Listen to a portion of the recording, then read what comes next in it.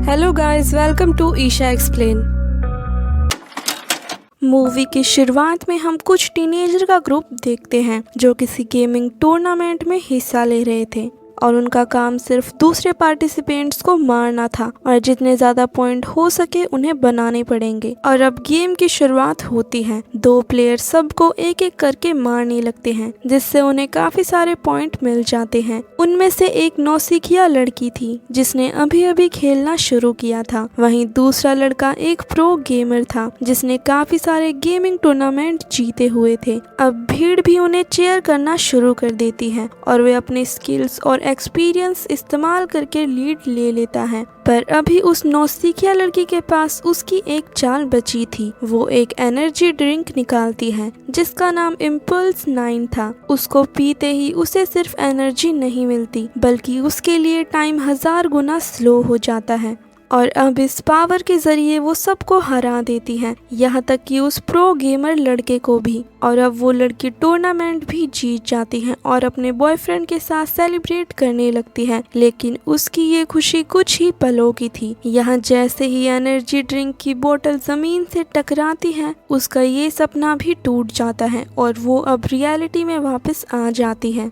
और रियलिटी में वो खुद को अपने 3 बच्चों के साथ पाती है। उसके लिए तो अब ये और बदतर होने वाला था, यहाँ तक कि वो एक ऐसे घर में रहा करती थी जहाँ बिजली नहीं थी और ना ही कोई मॉडल इक्विपमेंट। और यहाँ बाहर की दुनिया एक बिल्कुल कबाड़ बन चुकी थी। यहाँ तो सांस लेना भी गुनाह था क्योंकि हवा में पॉइजन फैल चुकी थी जिस कारण लोगों को एक मास्क लगाकर बाहर निकलना पड़ता था। इसके बाद हम टूर्नामेंट से पहले के दिनों में आ जाते हैं जहां इस नौसिखिया लड़की का इंट्रोडक्शन होता है और इसका नाम था वेल हर्नांडेज जो एक FPS गेमर है जिसका सपना एक प्रोफेशनल गेमर बनना था। और अब साल था 2017 जहां वेल अपने डिवोर्स फादर कार्लोस के साथ रहा करती थी। और एक दिन वो वेल का जॉब इंटरव्यू सेट करता है और वेल अपने फॉर्मल्स कपड़े पहनकर घर से बाहर आ जाती है और यहाँ बाहर उसका बॉयफ्रेंड एवन अपनी कार लेकर उसे पिक करने पहुंच जाता है। फिर उनके जाने के बाद वेल जल्दी से कार की पिछली सीट पर अपनी ड्रेस बदलती है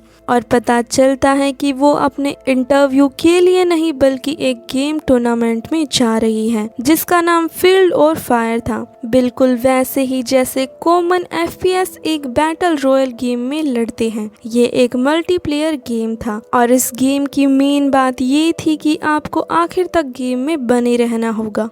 और यहाँ वेल जान जाती है कि अगर वो फर्स्ट प्लेस पर जीतती है तो वो काफ़ी पैसा जीत सकती है जिससे वो अपने लिए एक गेमिंग कंप्यूटर भी ले पाएगी। और यहीं उसे पता चलता है कि टूर्नामेंट में प्रोफेशनल गेमर भी भाग ले रहा है। और अब जल्द ही वे दोनों टूर्नामेंट में दाखिल हो जाते हैं और देखते हैं कि रॉय अपने फैंस के साथ पिक्चर क्लिक कर रहा था। यहाँ फर्स्ट मैच शुरू हो जाता है। वो अपनी गर्लफ्रेंड को बताता है कि उसे सिर्फ मैच पर फोकस करना है और सिर्फ क्वालिफाइड होकर फाइनल्स में पहुंचना है। पर यहाँ वेल के तो दिमाग में कुछ और ही चल रहा था। वो तो अब उस रॉय को हराना चाहती थी। अब कुछ देर बाद सारे प्लेयर्स अपने अपने कंप्यूटर सीट पर बैठ जाते हैं और गेम शुरू हो जाता है। शुरुआत में वेल लीड ले लेती है पर कुछ ही देर में रॉय बड़ी आसानी से उसे पीछे छोड़ देता है। यहाँ तक कि वो तो गेम के बीच में ही अपने फैंस से इंटरेक्ट करता है। वो तो बहुत कॉन्फिडेंट लग रहा था और इस मौके का फायदा उठाते हुए वेल अपने थोड़े बहुत पॉइंट्स बढ़ा लेती है।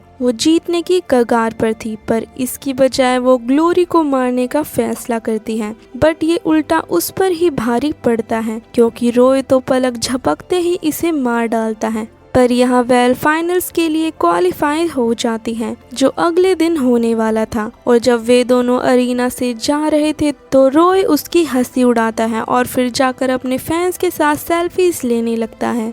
और यहाँ इवन अपनी कार लेने चला जाता है। तभी एक आदमी जिसका नाम कोजीमा था वो वेल के पास आता है और उसके सामने रिवील करता है कि उसे जीतने का राज पता है। यहाँ वेल का तो उसकी अजीबोगरीब बातों से दिमाग घूम जाता है और इससे पहले वो कुछ कह पाती कोजीमा उसे अपना बिजनेस कार्ड देकर वहाँ से चला जाता है। और यहाँ जब वेल घर पहुँचती है तो वो अपना बेस्ट करती है कि वो कोई आवाज ना करे पर उसके पापा तो उसे रंगे हाथों पकड़ लेते हैं और अब कोई चारा ना बचने पर वो अपने फादर को सब सच बता देती है कि वो आज पूरे दिन कहाँ थी। ये सुनकर कार्लोस गुस्सा हो जाता है। फिर वो वेल को ऑर्डर देता है कि कल वो जॉब इंटरव्यू के लिए जाए, पर वेल कार्लोस को बताती है कि कल टूर्नामेंट का फाइनल मैच है और कल का दिन उसके फ्यूचर के लिए बहुत जरूरी है। और यहाँ कार्लोस दूसरे पेरेंट्स की तरह वेल को समझाने की कोशिश करता है कि ऑनलाइन गेमिंग करने से वो अपना फ्यूचर नहीं बना सकती, पर जिद्दी वेल उनकी बातों को अनसुना करके अपने रूम में चली जाती है।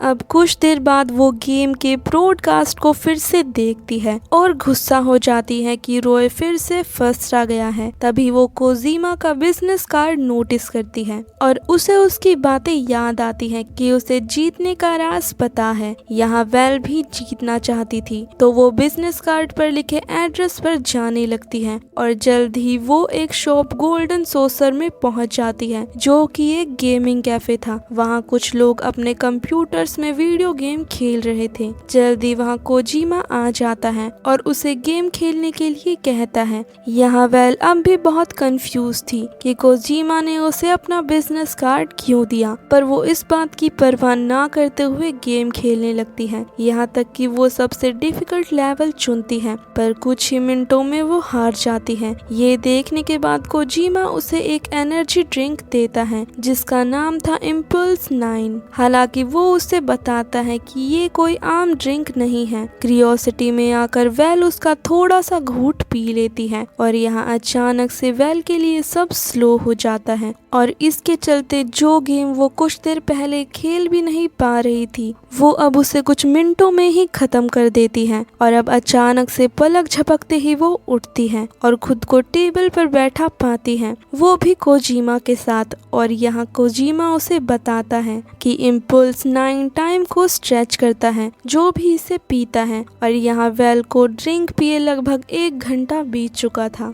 वो ये भी रिवील करता है कि जो भी इस ड्रिंक को जिस क्वांटिटी में पिएगा उसके लिए उसी हिसाब से टाइम स्ट्रेच हो जाएगा। इसके बाद कोजीमा उसे एक बोतल का रेट लगभग $500 बताता है, जिससे वेल शॉक हो जाती है। यहाँ वो सोचती है कि इस ड्रिंक को पीकर टूर्नामेंट जीतना तो एक चीटिंग है।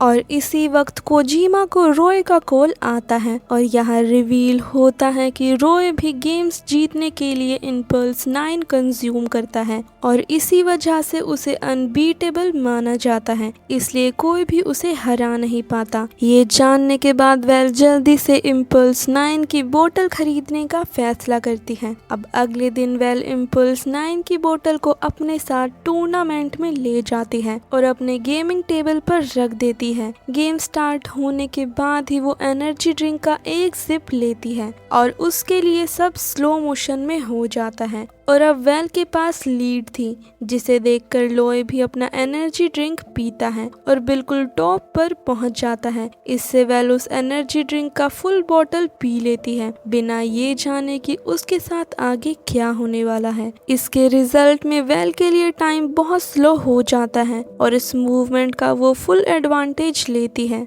और यहाँ अब फाइनली वो रॉय को हरा देती है और टूर्नामेंट जीत जाती है। क्राउड तो पागल सी हो जाती है और सब उसके लिए चीयर कर रहे थे। वहाँ इवन भी आ जाता है और जब वे दोनों किस कर रहे थे तो वो बोतल जमीन पर गिरकर टूट जाती है। और यहाँ अचानक से वेल रियलिटी में वापस आ जाती है, जहाँ वो खुद को चेयर पर बैठा पाती है, ऐसे घर में जो बिल्कुल ही टूटा फूटा था। यहाँ तक कि उसने एक बच्चे को पकड़ा था। इसके बाद इवन रूम में आता है जिसने फटे पुराने कपड़े पहने हुए थे। वो बच्चे को सुला देता है और वेल को रेडी होने के लिए कहता है। यहाँ वेल तो बहुत कंफ्यूज थी, उसे कुछ समझ नहीं आ रहा था। वो तो अपनी अडल्ट बॉडी और वेडिंग रिंग को देखकर कंफ्यूज हो रही थी, इसलिए वो जल्दी से नीचे जाती है और यहाँ का माहौल उसके लिए और भी भयानक था। 2 और बच्चे उसे मॉमी कहकर पुकारते हैं और यहाँ अचानक वेल बहुत शॉक हो जाती है और घर से बाहर भागती है। यहाँ बाहर वो देखती है कि सारे घरों की हालत बहुत खराब थी, लोग टेंट्स में रह रहे थे, यहाँ तक कि पब्लिक बाथरूम बाहर बने हुए थे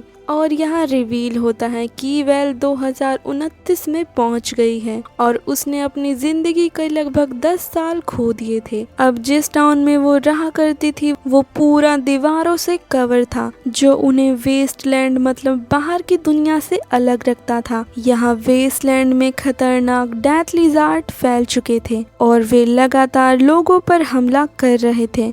और अब इस हादसों के चलते टाउन के निवासी लगातार गेट पर गार्ड की ड्यूटी करते थे। और यहाँ ये भी पता चलता है कि जिन लोगों ने इम्पल्स 9 की लार्ज क्वांटिटी कंज्यूम की थी वो अब जाग रहे थे और यहाँ उन्हें द पल्सर कहा जाता है और वे लोग जल्द ही रियलिटी में वापस आ रहे थे और इसी वजह से उन्हें अपनी कोई भी बीती यादें याद नहीं थी।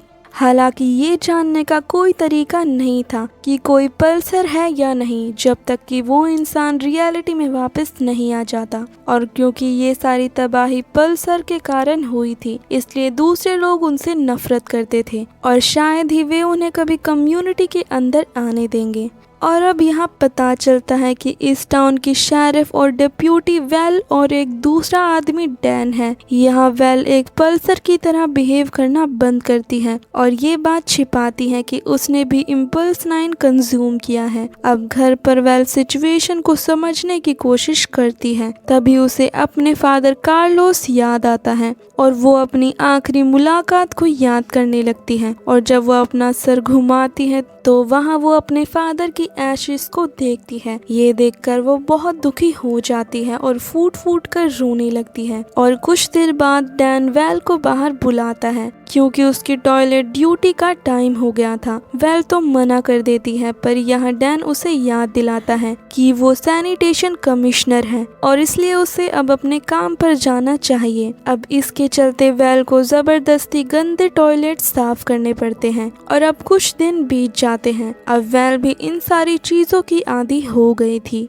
और अब एक दिन वो अपना हर एक टास्क पूरा करती है, यहाँ तक कि गार्ड ड्यूटी और टॉयलेट ड्यूटी भी। वो अपने बच्चों को स्कूल लेने जाती है। यहाँ उसकी लड़की सोफी उसे अपनी ड्राइंग दिखाती है। वो वेल को अपना हीरो मानती है, हालांकि वेल बहुत थक चुकी थी तो वो कोई रिस्पॉन्ड नहीं करती। और जब वे घर पहुँचते हैं तो वो देखती है कि इवन साइकिल पर पैडलिंग कर रहा था जिससे वो गेम कंसोल चला सका, क्योंकि यहाँ इलेक्ट्रिसिटी नहीं थी। यहाँ वेल बहुत सरप्राइज थी क्योंकि ये गेम वाकई में उसका फेवरेट था, फील्ड ऑफ फायर। वेल तो बहुत एक्साइटेड थी और वो बच्चों को सुलाने से पहले एक राउंड खेलने को मान जाती है और फिर इवन सोशल गैदरिंग करने के लिए बाहर चला जाता है। तो वेल और बच्चे गेम खेलने में बिजी हो जाते हैं। अब कुछ घंटे बीतने के बाद इवन घबराता हुआ घर आता है। वो वेल को बताता है कि वो अपनी गार्ड ड्यूटी करना भूल गई है और इसी वजह से डैन, जो कि अंदर जाने के लिए गेट को पीट रहा था, उसको डेथ लिज़र्ड ने मार डाला। और अब ज्यादा देरी ना करते हुए वे दोनों बाहर आते हैं जहां डैन की वाइफ वेल पर आग बबूला हो जाती है। गिल्ट में आकर वेल घर वापस जाने लगती है पर वहां इवन उसे बताता है कि उसे अभी भी जाकर अपनी गार्ड ड्यूटी पूरी करनी होगी और वेल बिना कुछ बोले अपनी शिफ्ट करने चली जाती है। उसकी शिफ्ट खत्म होने के बाद वो घर लौटती है। वो बहुत दुखी थी। वहाँ इवन भी आ जाता है और वेल उसके सामने अपनी फीलिंग्स एक्सप्रेस करती है। इवन भी उसे दिलासा देता है और फिर सोने चला जाता है। यहाँ वेल सोच रही थी कि उस नई दुनिया में उसके लिए कोई जगह नहीं है, इसलिए वेल सब कुछ छोड़कर वेस्टलैंड से बाहर जाने का फैसला करती है। यहाँ तक कि वो इवन के लिए एक लेटर लिखती है जिसमें उसने लिखा था कि वो भी एक पल्सर है। अब अगली सुबह वेल वेस्टलैंड से बाहर निकल जाती है, ये सोचकर कि वो वापस कभी नहीं आएगी। और वहीं दूसरी तरफ इवन भी वो लेटर पढ़ लेता है। उसे तो अपनी आंखों पर यकीन नहीं हो रहा था। अब अगले सीन में वेल अपना सफर जारी रखती है। वो तो बस चले जा रही थी, तभी उसे एक बिल्डिंग दिखाई देती है जिसकी हालत बहुत खराब थी और यह असल में कोजिमा का कैफे था, द गोल्डन सोसर। वेल भी हेजिटेट करते हुए उस गेमिंग कैफे के अंदर जाती है और आसपास देखने लगती है और सरप्राइजिंगली वहाँ काउंटर पर कोजिमा आ जाता है। यहाँ वेल रियलाइज करती है कि कोजिमा की एज बिल्कुल भी बड़ी नहीं थी और वो ये एक्सप्लेन भी नहीं करता। जब वे दोनों बातें कर रहे थे तो कोजीमा को पता चलता है कि वेल कुछ हफ्तों पहले ही रियलिटी में वापस आई है। यहाँ कोजीमा ये भी मानता है कि इम्पल्स 9 से बहुत सी जिंदगियां खराब हुई हैं और यहाँ वो उसे एक प्लान बताता है कि कैसे वो इन सब से छुटकारा पा सकती है।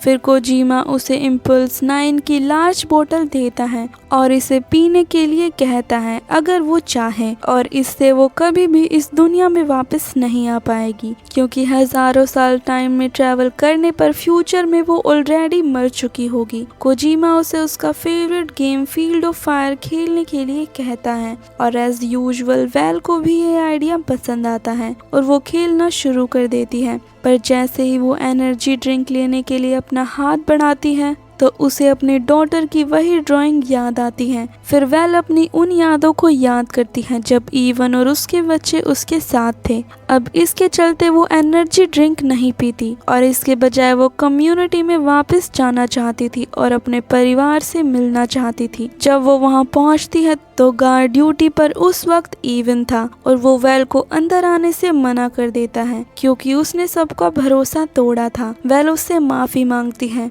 वो अब सब कुछ ठीक करना चाहती थी। तभी अचानक से उन्हें एक गन शूट की आवाज़ सुनाई देती है और उन्हें अब रियलाइज हो जाता है कि डेथ लिज़ार्ड उनकी कम्युनिटी के पास ही आ रहे हैं।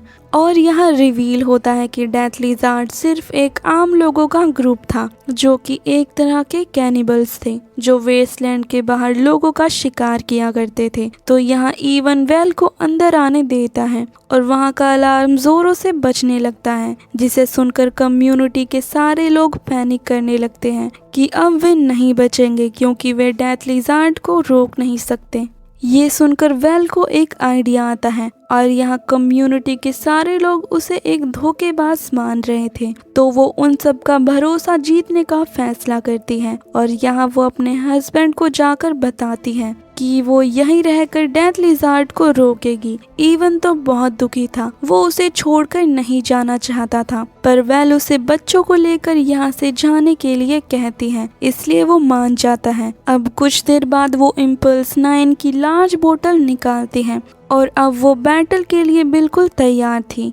डेथ लिज़ार्ड भी कम्युनिटी के अंदर दाखिल हो जाते हैं और अब यहाँ रिवील होता है कि डेथ लिज़ार्ड और कोई नहीं बल्कि रॉय खुद था। वे दोनों यहाँ एक दूसरे को पहचान लेते हैं। यह रॉय रिवील करता है कि वो रियलिटी में कुछ साल पहले वापस आ गया था और अब वो एक ऐसा लीडर बन चुका है जो किसी को भी जब चाहे मार सकता है। पर दूसरी तरफ वेल को तो उसकी बातों से कोई फर्क नहीं पड़ रहा था और यहाँ पता चलता है कि उसने ऑलरेडी इम्पल्स 9 कंज्यूम कर लिया था जब वे यहाँ आए थे और वो रॉय के सामने ड्रिंक की बोतल तोड़ देती है और अब अचानक वेल स्लो मोशन में चली जाती है और गैस के ड्रम्स पर फायर कर देती है जिससे वहाँ काफी बड़ा धमाका हो जाता है। इससे काफी लोग घायल हो जाते हैं। वेल इस मौके का फायदा उठाती है और सब पर हावी हो जाती है, पर तभी उसके शोल्डर और स्टमक में गोली लग जाती है और वो जमीन पर गिर जाती है और तभी यहाँ रॉय आकर वेल को शूट करता है पर वो नाकामयाब रहता है और इसका फायदा उठाते हुए वेल रॉय को उल्टा शूट कर देती है और यहाँ फाइनली रॉय अब मारा जाता है। अब इन सब के बाद वो अपनी आखिरी सांसों में फ्लेयर गन चलाती है। ये इवन के लिए एक सिग्नल था कि उसने कम्युनिटी को बचा लिया है और यही मूवी खत्म हो जाती है जहाँ इवन उस रेड फ्लेयर को नोटिस कर लेता है और दूसरी तरफ वेल भी कुछ देर बाद मर जाती है और यहीं पर ये मूवी एंड हो जाती है। तो गाइस आपको ये मूवी कैसी लगी please write down in the comment section. तो हम मिलते हैं अगली वीडियो में, तब तक के लिए just wait and take care.